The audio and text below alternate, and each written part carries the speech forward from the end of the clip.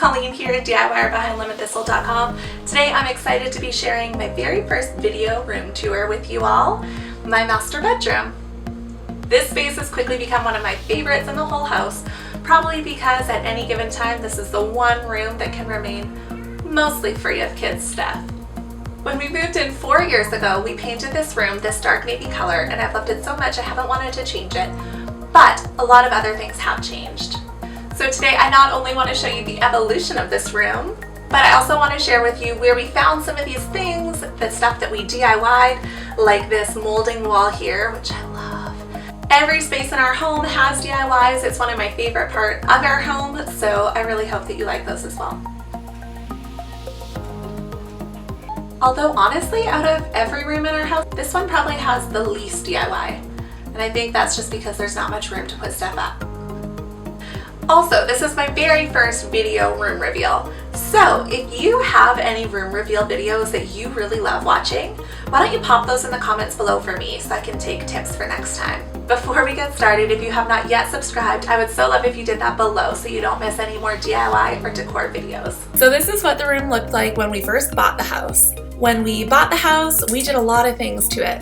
We refinished the floors, we painted everything, installed new doors, new windows, new trim, new lighting. Everything was refinished in there. This is what it looked like after we kind of refinished everything. We had painted the walls navy, and we just kind of moved all the furniture that we had in our last place into this one. Since this was our room and nobody really came into this room, this was kind of the last room to get much attention. One of the things that we did do is when we moved the twins into big kid beds, we brought their dresser and nightstand sets into our room because there wasn't room for them in there. So we got rid of our old nightstands and put these nice white ones that I'd painted in here. Then I partnered with Walls Need Love and did this fun makeover. We added that big vinyl decal above our bed, and we really loved that. We actually wish that we could have kept that and moved it to a different space in our home, but when we pulled it off, we couldn't reuse it. And we added some more fun colors on the bed, and I really loved this. I thought this is how it was gonna stay. This was my favorite, but we kind of started craving something a little bit more grown up.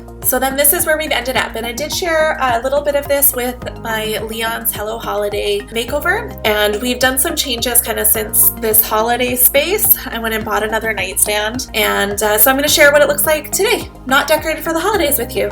So the first thing that you'll notice is this wall. This is a DIY molding wall that we did. We followed a DIY tutorial. I'll put the link for that in the description below. But it was so simple, you guys. It just cost us a contractor pack of trim from Home Depot, which was about 50 bucks. And then we had the paint left over from when we first painted the room. And so it was just caulking that we had to pay for above that $50 pack of trim. I really love the dimension that this trim brings to the room. I went and added this wreath after we took our holiday home tour photos, and I really loved it, and it didn't seem too holiday for me, so I'm leaving it out year round. This is just a couple seasonal garlands from Canadian Tire that I've wrapped into a wreath shape and hung on a command hook. Also along this wall, you'll see that we have those sconces, and those sconces we bought when we moved in. They're really affordable and they are plug-in. The one thing that I really don't like about them is the bright white cord, and I mean, if I had white walls, I'm sure that they wouldn't stand out so much. If we were planning on staying in this house forever, I would definitely wire them in,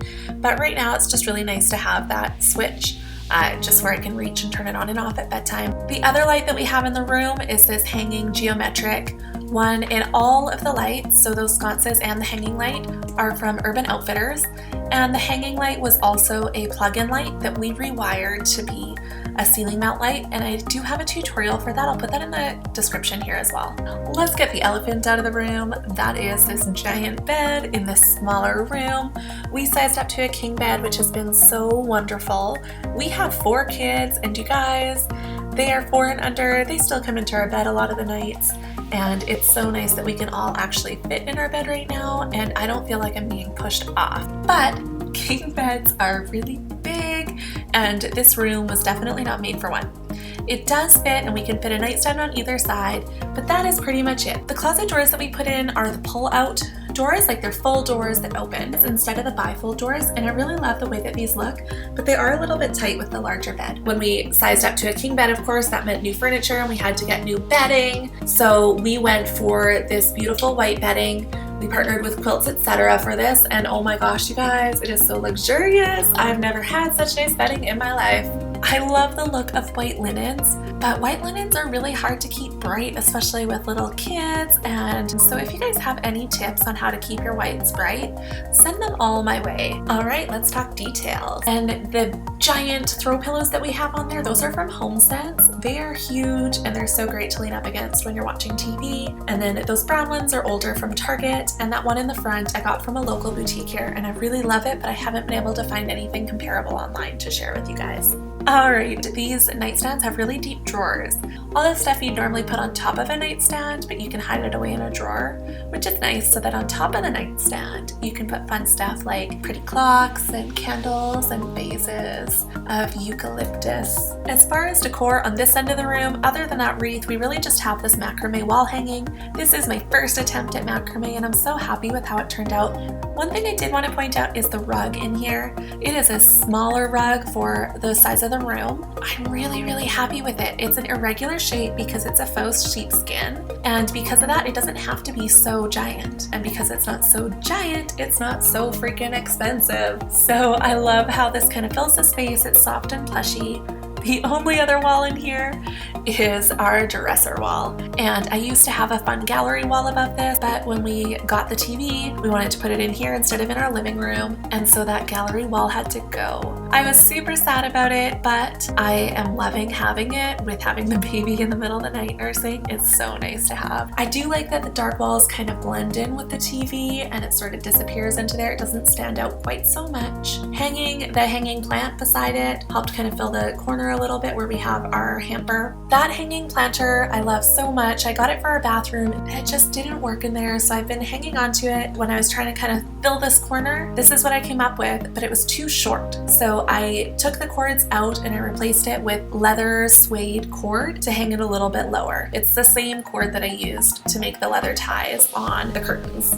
These dressers are antique dressers, or vintage at very least, that I got off of Craigslist. Somebody's grandfather had refinished them or something like that, and they were a beautiful creamy color, but I wanted to do something a little bit brighter. So I actually used a chalk spray paint, and that worked surprisingly well, you guys. I'm really happy with how everything turned out, but the big top flat surface I found was a little bit uneven. For me, that was definitely worth not having to paint with a brush, because refinishing furniture is not my strength. But yeah, that's spray paint, you guys. And then I sectioned off the long dresser into 4 different sections. With all this extra space around the TV, I wanted to do a little bit more for decoration. I sectioned off with some taller candle holders, and on the other side I've got a taller picture frame, and I just lettered that piece to put in there. I'm gonna replace it with something, but I'm not sure yet. And then I've got lots of plants. I love plants. They clean the air and they're so beautiful. My husband keeps telling me that our house is starting to look like a jungle and I should stop potting plants, but I just can't stop. I also have a diffuser on here, which is also great for the air. And for the last section, I wanted to be able to group some smaller things together, so I used some books stacked just to anchor those to keep the sections kind of clean.